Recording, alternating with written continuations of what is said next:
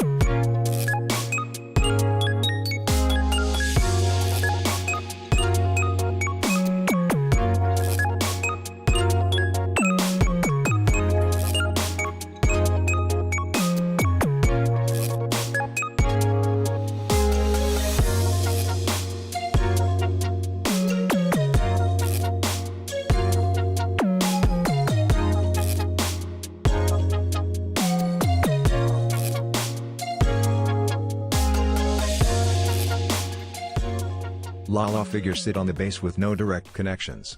But the figure do sit well on the base firmly. Man 08 Elmeth's sculpture as the base on the figure is a very good idea. Which really portrayed the last scene of Lalah. The ghostly aura coming out from the Elmeth. The translucent end of Lalah's dress does fit to the new type ghost theme. The face is slightly off but still okay and acceptable. Overall, A very complete and beautiful figure to have from the MegaHouse Gundam Girls Generation lineup. 4.6 out of 5 for the figure. Thanks for watching and please do subscribe.